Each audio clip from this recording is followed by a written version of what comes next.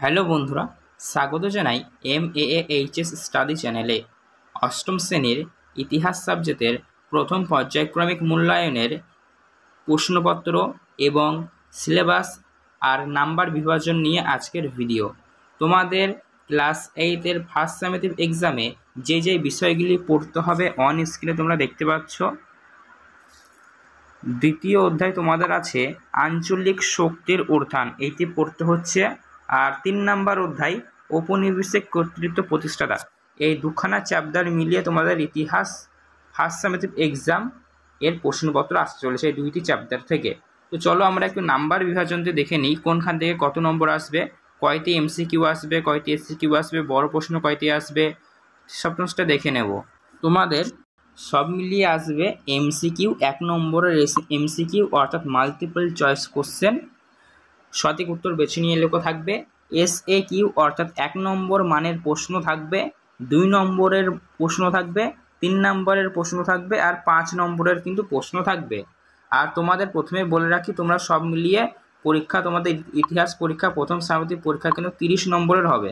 30 নম্বরের পরীক্ষা হবে আর তোমরা পরীক্ষার হলে সময় পাবে মাত্র 1 ঘন্টার সময় পাবে। আর 1 ঘন্টার মধ্যে তোমাদের অ্যান্সার লিখে কিন্তু জমা করতে হবে, ঠিক আছে? দেখো, প্রথমে যেটি তোমাদের 2 নম্বর অধ্যায় আছে আঞ্চলিক শক্তি উত্থান, সেখান থেকে তোমাদের MCQ সব মিলিয়ে MCQ 4খানা আসবে। 4খানা MCQ অর্থাৎ সঠিক উত্তর বেছে নিলে 4খানা আসবে, 1 নম্বর করে থাকবে, 4 নম্বর এখানে। আর SAQ অর্থাৎ শর্ট অ্যান্সার টাইপ কোশ্চেন 1 নম্বর মানের প্রশ্ন সব মিলিয়ে 2খানা আসবে, 1 নম্বর করে রয়েছে, ঠিক আছে? আর তোমাদের 2 নম্বর মানের প্রশ্ন সব মিলিয়ে 2খানা করতে হবে, 2 দুগুণে 4, এখানে কিন্তু 4 নম্বর রয়েছে। আর 3 নম্বর মানের প্রশ্ন 2টি আসবে পরীক্ষার হলে, 3 দুগুণে 6 রয়েছে। আর এখানে 5 নম্বর মানের প্রশ্ন 2খানা কিন্তু আসবে।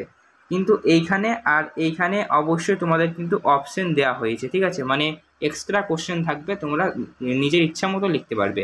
আর দেখো, ঔপনিবেশিক কর্তৃত্ব প্রতিষ্ঠাতা, এখান থেকে MCQ সব মিলিয়ে 2খানা আসছে পরীক্ষায়। আর SAQ 1 নম্বরের প্রশ্নেও 2খানা আসছে, আর 2 নম্বর প্রশ্নেও 2খানা আসছে, 3 নম্বরের প্রশ্নেও 2খানা আসছে, 5 নম্বরের প্রশ্ন 2খানা আসছে। তাহলে সব মিলিয়ে তোমাদের MCQ থাকছে, সঠিক উত্তর বেছে নিয়ে লেখো থাকছে 6খানা, তার মধ্যে তোমাদের 6খানাই করতে হচ্ছে। আর 1 নম্বরের প্রশ্ন থাকছে 4খানা, যার মধ্যে তোমাদের 4খানাই করতে হচ্ছে। আর 2 নম্বর মানের প্রশ্ন সব মিলিয়ে 4খানা কোশ্চেন আসবে কোশ্চেন পেপারে, তোমাদের লিখতে হবে মাত্র 2খানা, ঠিক আছে? আর 3 নম্বর মানের প্রশ্ন সব মিলিয়ে তোমাদের পরীক্ষার কোশ্চেনে 4টি থাকবে, 2টি লিখতে হবে তোমাদের। আর অনুরূপভাবে 5 নম্বর মানের প্রশ্নও তাই, 4খানা থাকবে সব মিলিয়ে কোশ্চেনে, তোমরা শুধুমাত্র 2খানা লিখবে। এইভাবে তোমাদের একদম নম্বর বিভাজনটা হয়ে যাচ্ছে। সব মিলিয়ে তোমাদের পূর্ণমান 30, 6খানা MCQ, 4খানা 1 নম্বরের প্রশ্ন, 2 নম্বর প্রশ্ন 2খানা, 2 দুগুণে 4, আর 3 নম্বরের প্রশ্ন 2খানা, 3 দুগুণে 6, 5 নম্বরের কোশ্চেন 2খানা, সব মিলিয়ে 10, সব মিলিয়ে তোমাদের পূর্ণমান 30 নম্বরের পরীক্ষা, 1 ঘন্টা তোমরা সময় পাবে। চলো একটি মডেল কোশ্চেন পেপার আমরা দেখে নিই, কীরকম প্রশ্ন আসতে পারে, তোমাদের একটা ধারণা তৈরি হয়ে যাবে। আর এই প্রশ্নটা অবশ্যই তোমরা রেডি করে যেও, এখান থেকে কিছুটা হলেও তোমরা অবশ্যই তোমাদের পরীক্ষায় কমন পেয়ে যাবে। চলো আমরা মডেল কোশ্চেন পেপারটি দেখে নিই। অন স্ক্রিনে দেখতে পাচ্ছ মডেল প্রশ্নপত্র। 1 নম্বর মানের প্রশ্নগুলি অর্থাৎ সঠিক উত্তর বেছে নিয়ে লেখো, এবং 1 নম্বর প্রশ্ন যেগুলি রয়েছে সেগুলো অবশ্যই এক কথায় উত্তর। তোমার যেগুলি জানা আছে সেগুলির নিচে কমেন্ট করা রয়েছে, কমেন্ট করে জানাও। তোমার জানা যেগুলি রয়েছে নিচে কমেন্ট করে কমেন্ট করে জানাও, আমি কমেন্ট বক্সে জানিয়ে দেবো অ্যান্সারগুলো। তোমার অ্যান্সার সঠিক হয়েছে কি না তুমি অবশ্যই জানতে পারবে। 1 নম্বরে দেখো, প্রথমেই রয়েছে এখানে সঠিক অ্যান্সার বেছে নিয়ে লেখো, সঠিক উত্তরটি বেছে নিয়ে লেখো, এখানে কিন্তু রয়েছে। তো প্রথম কোশ্চেন তোমাদের দেখো, এখানে 6খানা MCQ থাকবে তোমাদের, সব মিলিয়ে 6 গুণা 1, 6 নম্বর রয়েছে। 6খানা MCQ এর মধ্যে 6খানাই করতে হবে, 6খানা প্রথমে MCQ তোমরা পেয়ে যাবে। ফার্স্ট কোশ্চেন দেখো, মোগল সম্রাট ফারুক হোসিয়ার একটি আদেশ বা ফরমান জারি করেছিল কত সালে? অপশনটা দেখো, A আছে 1717 সালে, B 1722 সালে, C 1723 সালে, D 1727 সালে। কোন অ্যান্সারটি সঠিক তোমার যদি জানা থাকে কমেন্ট বক্সে কমেন্ট করে জানাও, আমি জানিয়ে দেবো তোমার অ্যান্সার সঠিক হয়েছে কি না, জানিয়ে দেবো, এবং সঠিক উত্তরটিও তুমি জানতে পেরে যাবে কমেন্ট বক্স থেকেই। 2 নম্বরটি দেখে নাও, এখানে বলেছে অধীনতামূলক মিত্রতা নীতি চালু করেছিলেন Robert Clive, Warren Hastings, Lord Wellesley, Lord Dalhousie. কে? অবশ্যই তোমার যদি জানা থাকে নিচে কমেন্ট বক্সে কমেন্ট করে জানাও। 3 নম্বর প্রশ্নটা দেখে নাও, সলবাই এর চুক্তি হয়েছিল কত সালে? 1765 সালে, B 1770 সালে, C 1782 সালে, দি 1802 সালে। কোন সালে হয়েছিল তোমার জানা থাকলে কমেন্ট বক্সে কমেন্ট জানাবে। 4 নম্বর অপশনটি দেখে নাও, কোশ্চেনটি দেখে নাও। ব্রিটিশ কোম্পানি বাংলা, বিহার ও উড়িষ্যা দেওয়ানির অধিকার দেন রবার্ট ক্লাইভ, সম্রাট দ্বিতীয় শাহ আলম, সম্রাট ফারুক খাসিয়ার, ঔরঙ্গজেব, সম্রাট ঔরঙ্গজেব। অপশনগুলো লক্ষ্য করো, আর যেতে উত্তর যদি তোমার জানা থাকে কমেন্ট বক্সে কমেন্ট জানিয়ে দেবে। 5 নম্বর প্রশ্নটা দেখো, ফর্ট উইলিয়াম কলেজ প্রতিষ্ঠাতা হয়েছিল কত সালে?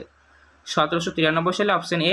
বি 1800 সালে, সি 1802 সালে, ডি 1823 সালে। কোনটি সঠিক উত্তর অবশ্যই জানা থাকলে কমেন্ট বক্সে কমেন্ট জানাও।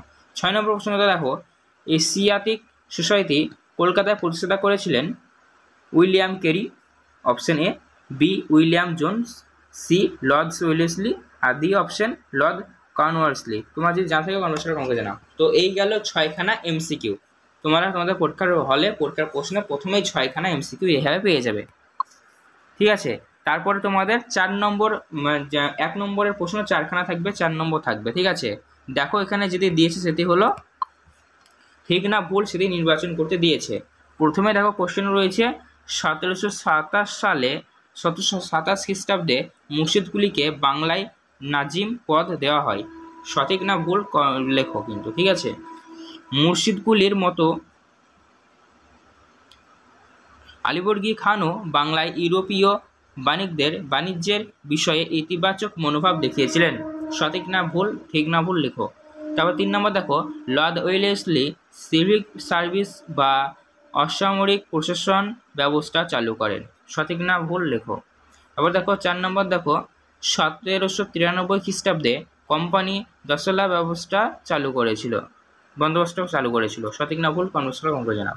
তো দেখো তোমাদের 6খানা এমসিকিউ প্রথমে থাকছে, তারপরে 1 নম্বর মানের প্রশ্ন 4খানা থাকছে। 6খানার মধ্যে 6খানা এমসিকিউ করতে হচ্ছে, 1 নম্বর মানের প্রশ্ন 4খানার মধ্যে 4খানাই করতে হচ্ছে। তারপরে দেখো তোমরা পেয়ে যাবে 2 নম্বর মানের প্রশ্ন পেয়ে যাবে, সব মিলিয়ে তোমাদের 4খানা থাকবে, ঠিক আছে। তার মধ্যে তোমাদের শুধুমাত্র 2খানা করতে হবে। এখানে দেখে নাও 3 নম্বরে সব মিলিয়ে তোমাদের 4খানা থাকছে, তার মধ্যে 2খানা তোমাদের করতে হবে। 2 2 4 নম্বর থাকছে, ঠিক আছে। একটা কোশ্চেনে 2 নম্বর রয়েছে। দেখো প্রথমে কোশ্চেন দিয়েছে পলাশির লুণ্ঠন বলতে কি বোঝায়, ঠিক আছে। আর 2 নম্বর কোশ্চেন দিয়েছে দ্বৈত শাসন ব্যবস্থা বলতে কি বোঝায়। 3 নম্বর কোশ্চেন বলেছে 1773 খ্রিস্টাব্দে রেগুলেটিং অ্যাক্ট এ কি বলা হয়েছিল। আর 4 নম্বর কোশ্চেন পিতের ভারত শাসন আইন কি বলা হয়েছিল সেখানে। 4টি রয়েছে, তার মধ্যে তোমাদের 2টি করতে হবে। এইভাবে তোমাদের পরীক্ষার প্রশ্ন প্যাটার্নটা হবে, ঠিক আছে। তারপর তোমরা পেয়ে যাবে তারপরে 3 নম্বর মানের প্রশ্ন পেয়ে যাবে। তোমাদের সব মিলিয়ে 2খানা করতে হবে, অনেক সময় দেখতে পাচ্ছ এখানে সব মিলিয়ে তোমাদের 4খানা অপশন রয়েছে, তার মধ্যে তোমাদের শুধুমাত্র 2খানা করতে হবে। প্রথম কোশ্চেন দেখো, দেওয়ানি লাভের 1765 খ্রিস্টাব্দের গুরুত্ব লেখো, ঠিক আছে। বড় করে কেন লিখতে হবে, 3 নম্বর যেহেতু আছে। তবে দেখো স্ববিলোপ নীতির প্রয়োগ কোম্পানির কর্তৃত্ব প্রতিষ্ঠাতায় কি ভূমিকা নিয়েছিল, এটি রয়েছে। তারপরে মেকলে মিথিন্স টিকা আছে। আর 4 নম্বরে রয়েছে ঔপনিবেশিক প্রশাসনের গৃহীত শিক্ষানীতির উদ্দেশ্য কী ছিল। 4খানা কোশ্চেনের মধ্যে যে কোনো 2খানা কোশ্চেন তোমাদের করতে হচ্ছে। তারপরে তোমরা যদি পেয়ে যাবে একদম নিচে পেয়ে যাবে বড় প্রশ্ন, একদম বড় প্রশ্ন 5 নম্বর মানের প্রশ্ন। 5 নম্বর মানের প্রশ্ন তোমাদের সব মিলিয়ে 4খানা আছে, তোমাদের যে কোনো 2খানা করতে হবে। ফার্স্ট কোশ্চেন দেখো, অষ্টাদশ শতকে ভারতের প্রধান আঞ্চলিক শক্তিগুলির উত্থানের পিছনে মোগল সম্রাটের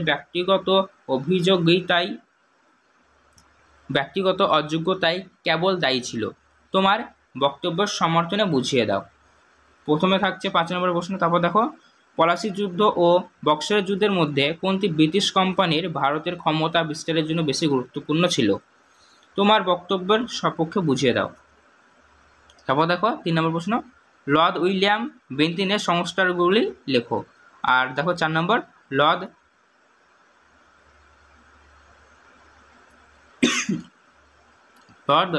কর্নওয়ালিসের সংস্কারগুলি সংক্ষেপে লেখো। এই 4খানা বড় প্রশ্নের মধ্যে যে কোনো 2খানা বড় প্রশ্ন তোমাদের করতে হবে। তো এই মডেল প্রশ্নপত্রটা তোমাদের দেখিয়ে দিলাম। তো এরকম টাইপের প্রশ্ন, এরকম ধাঁচের প্রশ্ন আর কি তোমাদের পরীক্ষার হলে আসবে। তোমরা চাইলে একটি কাজ করতে পারো, এই যে প্রশ্নটা আমি দিলাম এই প্রশ্নটা তোমরা স্ক্রিনশট করে নাও, বা এই প্রশ্নটা তোমরা একটি পেজ নিয়ে নাও, খাতার পেজ, যে সেখানে 1 ঘন্টা সময় নাও। 1 ঘন্টা সময় নেবে তোমরা, আর এই প্রশ্নটা সলভ করার চেষ্টা করবে। যে 30-এর মধ্যে তোমরা কত পেলে সেটা জানাবে আমাকে কমেন্ট বক্সে। 1 ঘন্টা সময় নাও, আর এতে স্ক্রিনশট করে নাও, যে সমস্ত অ্যান্সারগুলো তোমরা লেখার চেষ্টা করো, যে নিজে নিজে খাতা দেখবে 1 ঘন্টায় তুমি কত পাচ্ছ সেটা কনভার্সেশন কমেন্ট জানাবে। এরকম সাজেশনমূলক ভিডিও সবার আগে পেতে হলে তো অবশ্যই আমাদের এই চ্যানেলটিকে অবশ্যই সাবস্ক্রাইব করো, আর পাশে থাকা নোটিফিকেশন থেকে অল করো। আর ভিডিও ভালো লাইক করতে ভুলবে না। আর তোমরা কি বিষয় নিয়ে ভিডিও চাইছো অবশ্যই তোমাদের মূল্যবান মতামত কমেন্ট বক্সে জানাবে। ধন্যবাদ।